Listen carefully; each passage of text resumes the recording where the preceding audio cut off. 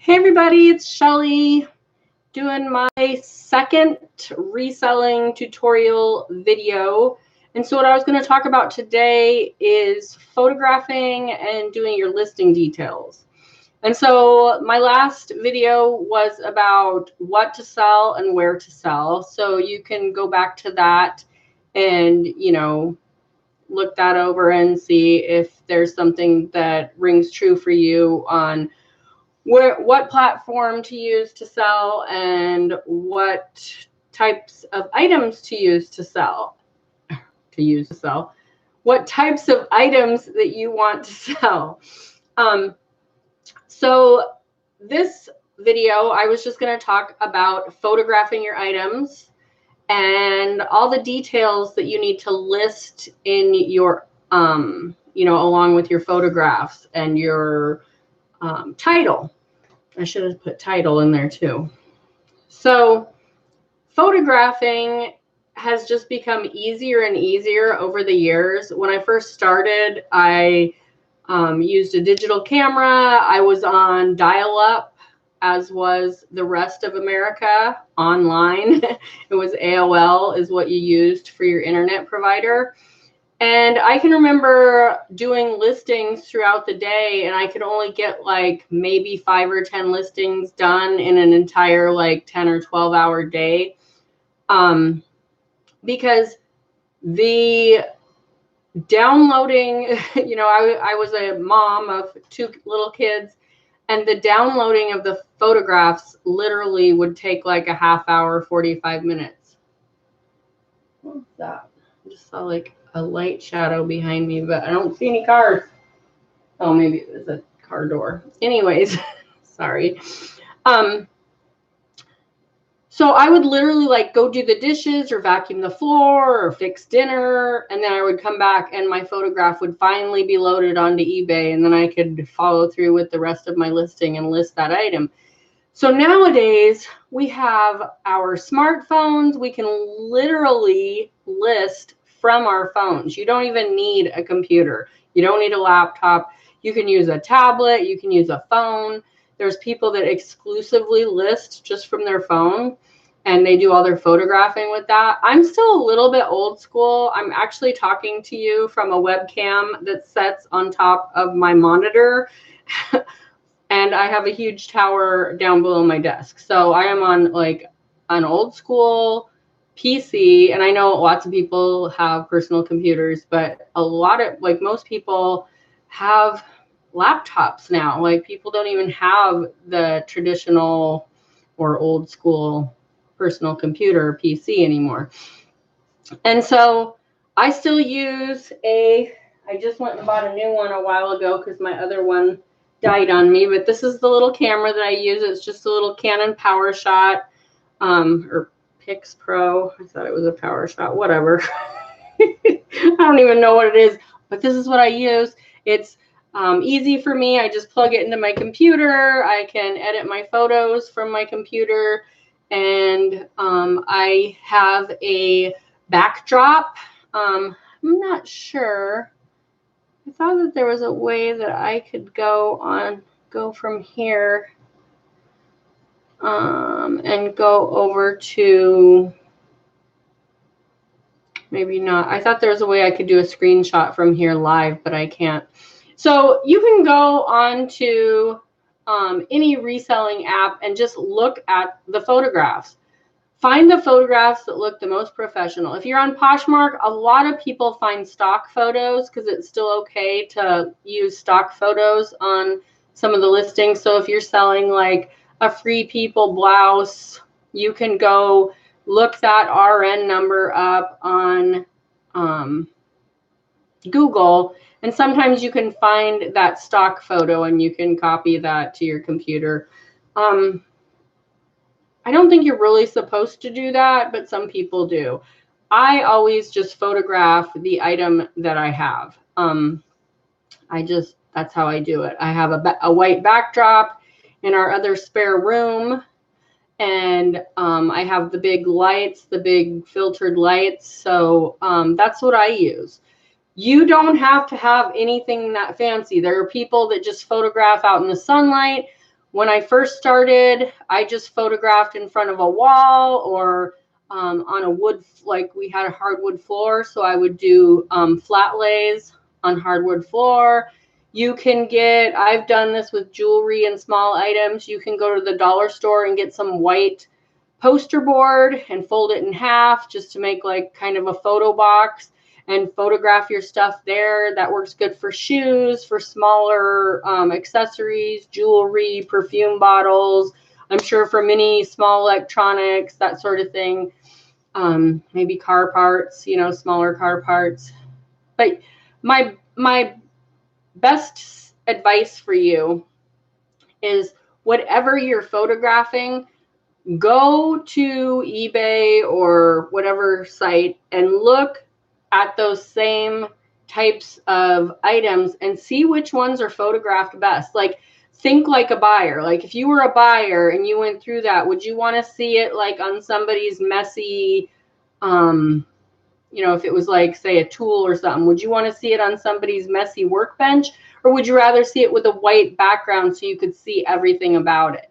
And so just kind of go at it like a buyer would and say, oh, well, these are the best pictures and look how they did it. Like, for instance, on Poshmark, you know, I always go back to clothing because that's what I do. But on Poshmark, there are people that do like flat lays, but they do it, they get like a lambskin rug or something like that, you know, or they display it with like a plant, or they'll display like a pair of jeans with a blouse and a pair of sunglasses. You can do that too.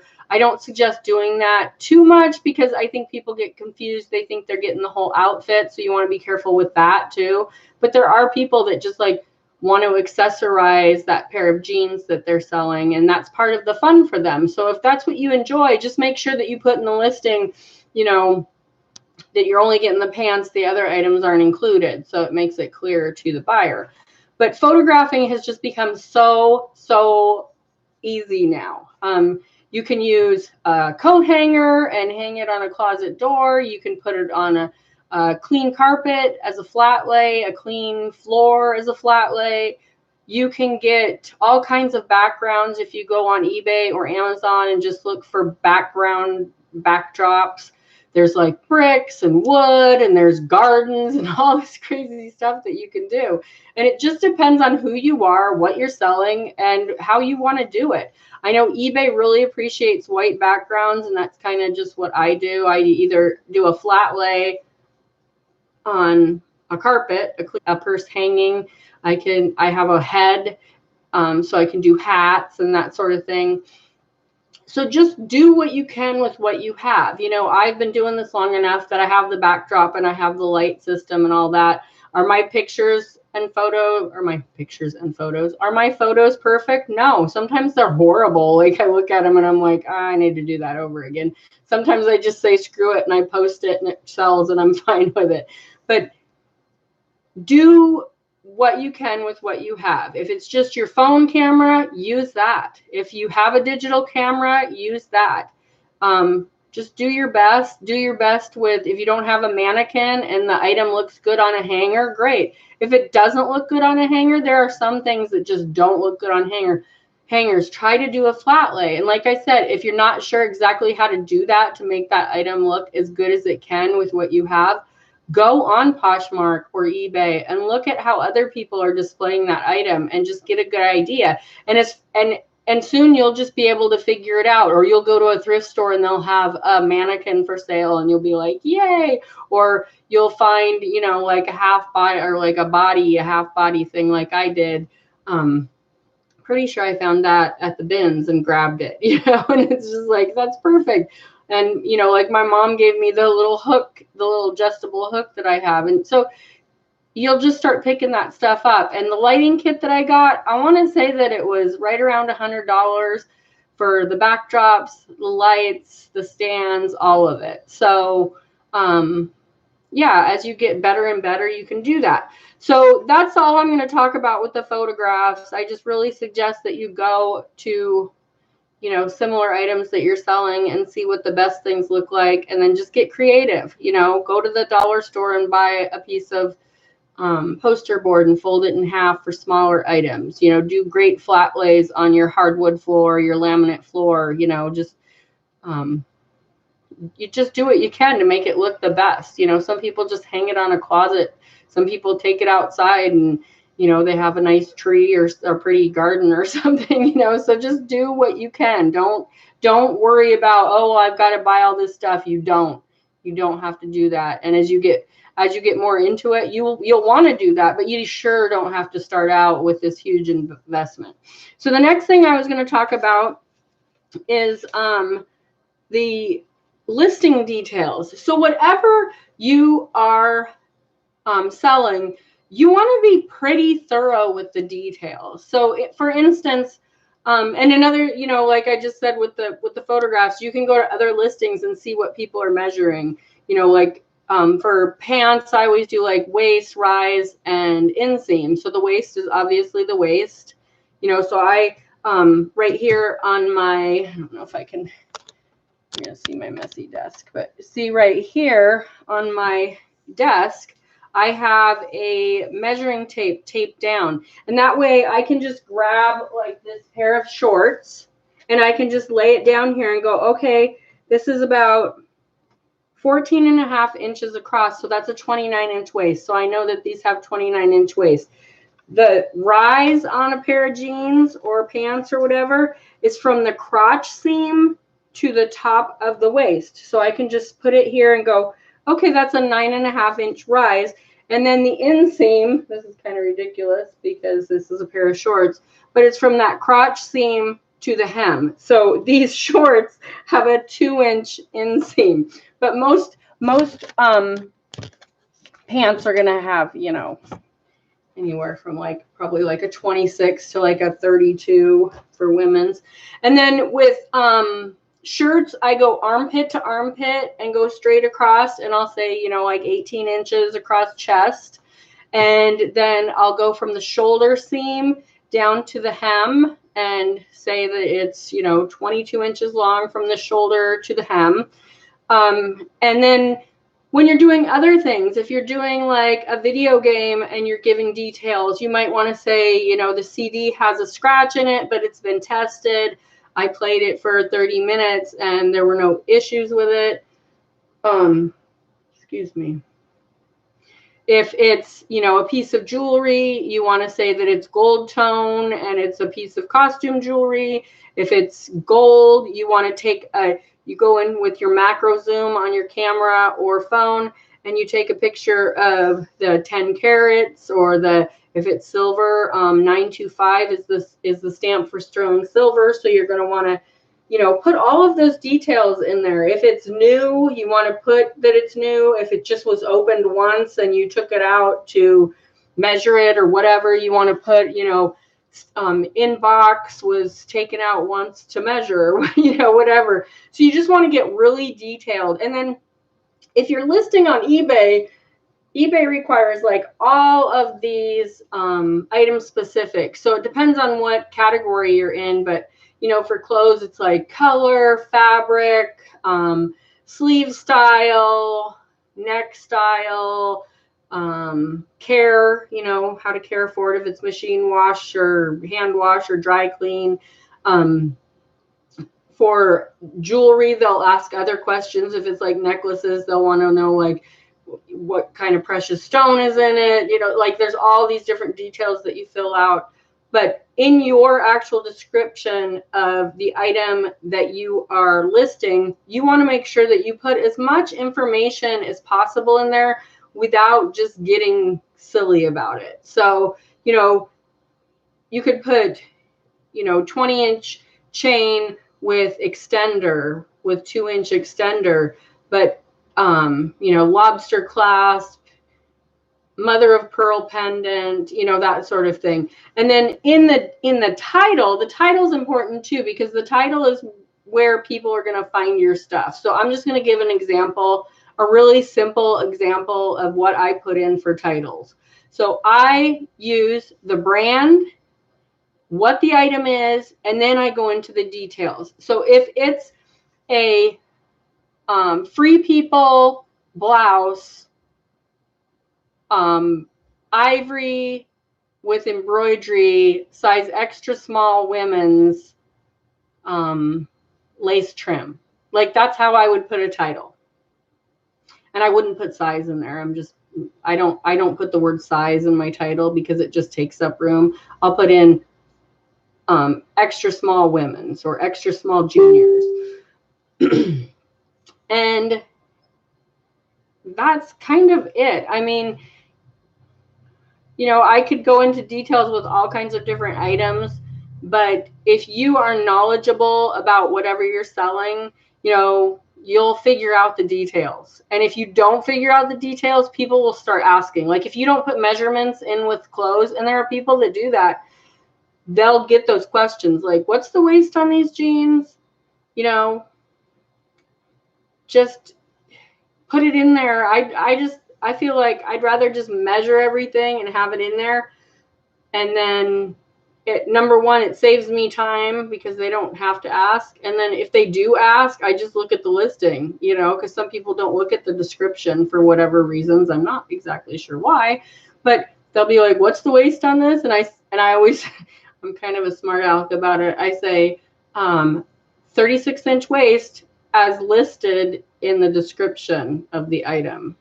Because I'm not trying to be a total jerk, but I'm just like, keep looking, you know, like it's there. Look at the description.